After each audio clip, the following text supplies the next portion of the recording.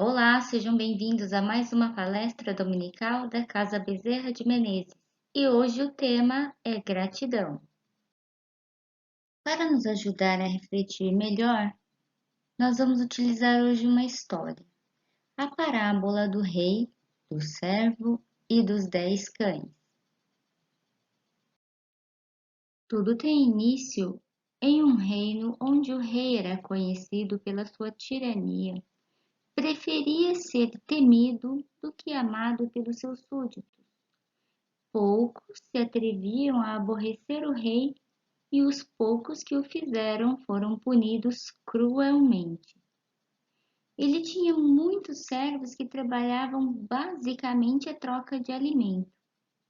Certo dia, o rei ordenou que o seu mais antigo servo realizasse um serviço, mas esse servo cometeu um pequeno deslize. Então o rei condenou o seu servo a um castigo da mais alta crueldade. Naquele reino, apenas uma coisa era mais temida do que o próprio rei: os 10 cães da guarda real, que se divertiam matando tudo que cruzasse o seu caminho. O rei costumava punir os servos, lançando-os aos cães que os reduziam a pedaços em poucos minutos. Pelo seu erro, o servo foi condenado a ser atirado aos animais. Mas este, em um ato de desespero, suplicou que o monarca lhe concedesse um último desejo: que ele lhe concedesse mais 10 dias de vida, em consideração aos 10 dias de dedicação, sem faltar um só dia, aos 10 anos, sem faltar um só dia. Contrariado, mas surpreendido pela ousadia do servo, ele lhe concedeu os 10 dias que deveriam ser passados na prisão do castelo.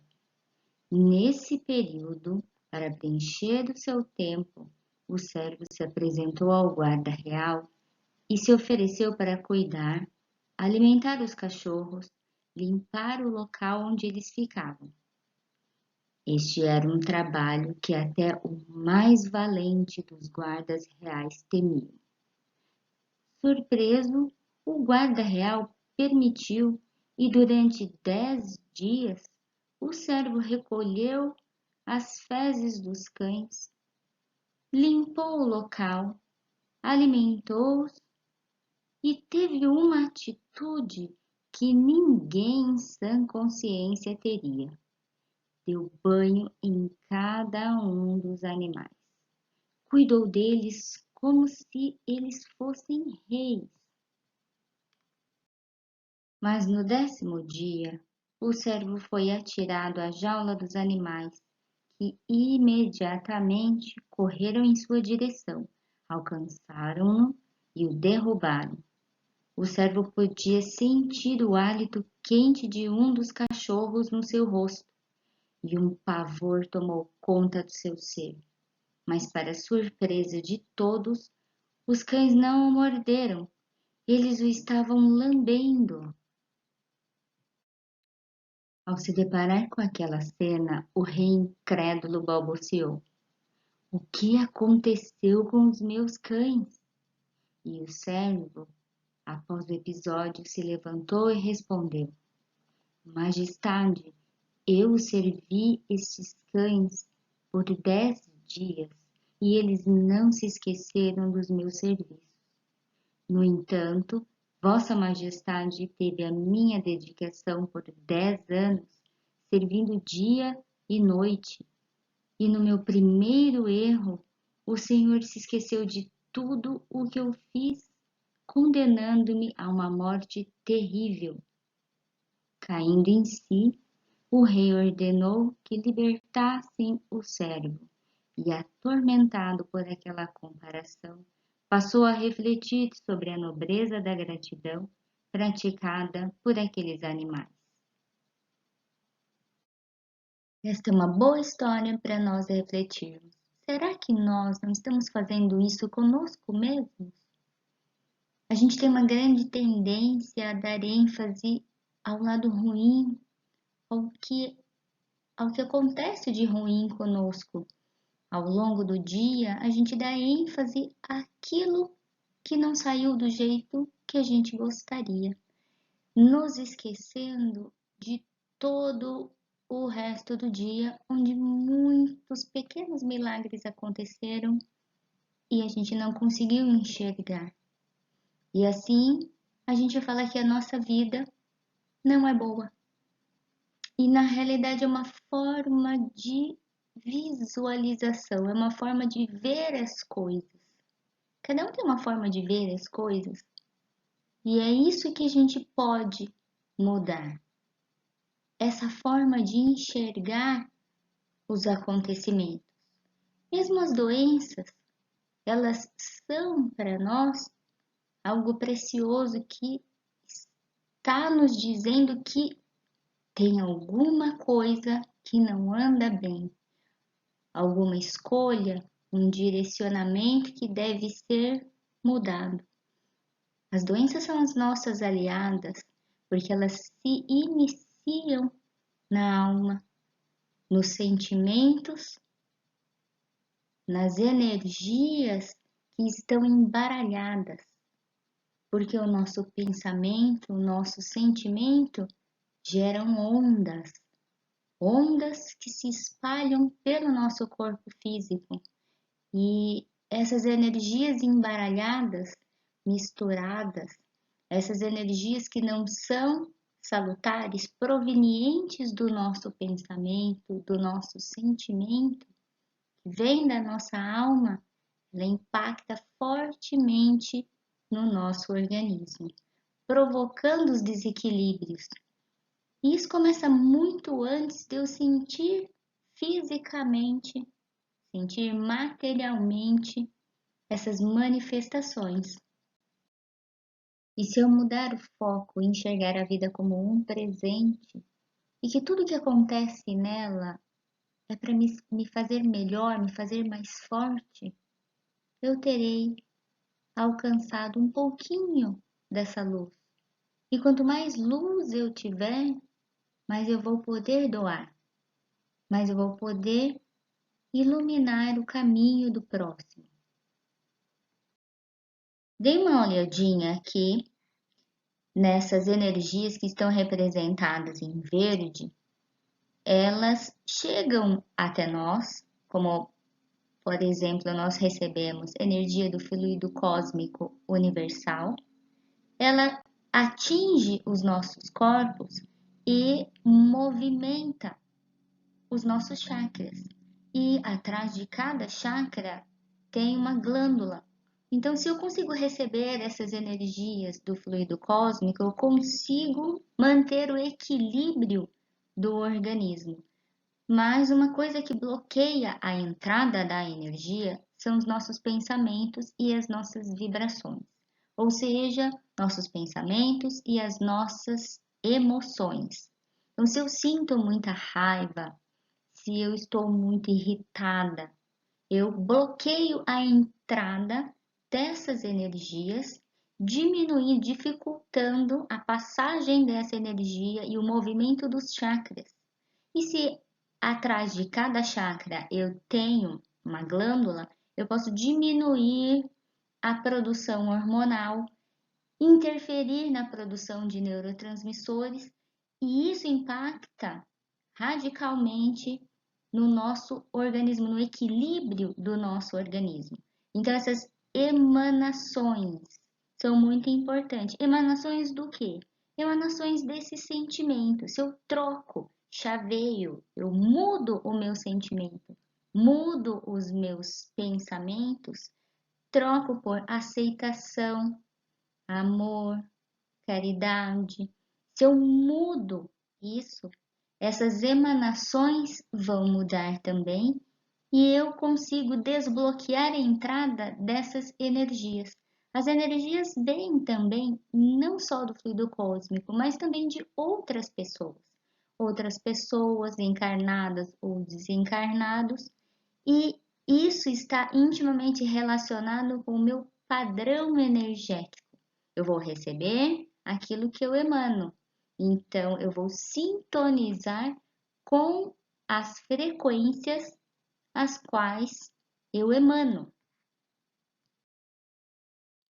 Nessa figura aqui da esquerda, dê uma olhadinha nessas aproximações. Isso é gerado pelo sentimento e pelo pensamento da pessoa que o emite. Então, se vocês olharem aqui, nós temos algumas larvas astrais, larvas mentais criadas, geradas pelo vício, pelo pensamento e pelo sentimento, pelas ações repetidas que não são adequadas. Então, isso vai gerando um desequilíbrio na nossa proteção energética. Nós temos vários corpos e eles começam a ficar danificados, permitindo o acesso dessas entidades, podendo ser desencarnadas, ou mesmo a gente sofre muita influência das pessoas, a gente atrai pessoas com um padrão de vibração, com um padrão de pensamento, de atitudes compatível ao que a gente está emitindo. Então, se nós estamos emitindo raiva, rancor, ódio, é isso que a gente vai atrair, tanto no campo energético, com desencarnados, quanto no campo físico, atraindo pessoas com a mesma frequência. E quando nós pensamos e sentimos, nós emitimos cores que são identificadas por essas pessoas.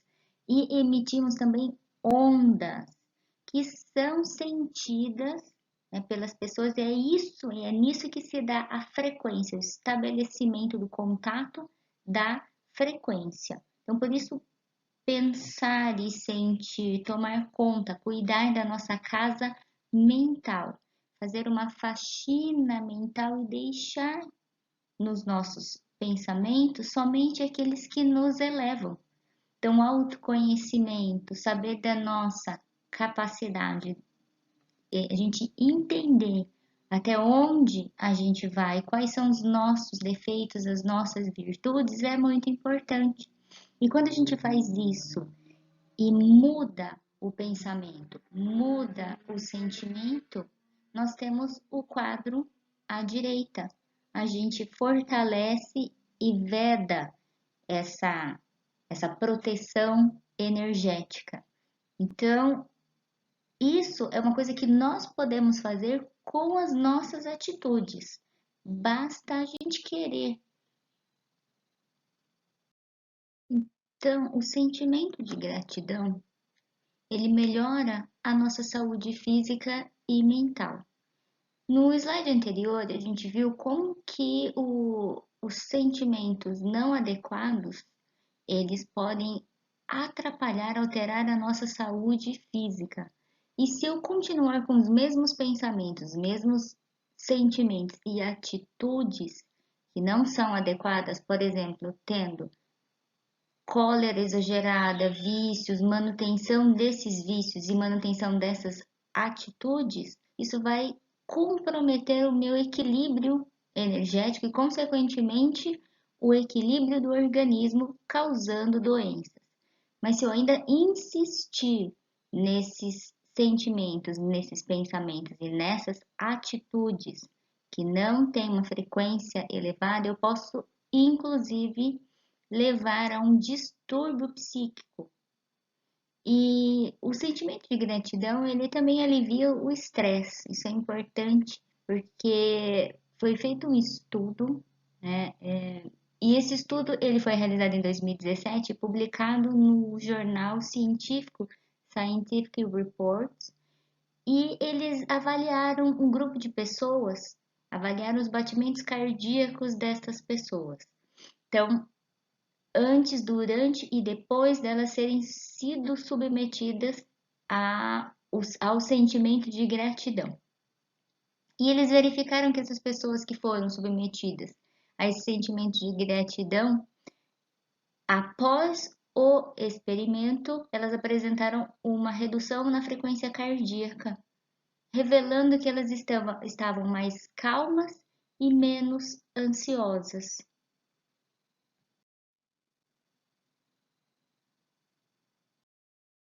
O que pode ser devido ao aumento na produção de dopamina e serotonina, porque outros pesquisadores revelaram que essas pessoas que eram submetidas a esse estado de gratidão aumentavam a produção dessas duas substâncias que estão relacionadas ao bem-estar, à felicidade, o que também favorece o fortalecimento dos relacionamentos.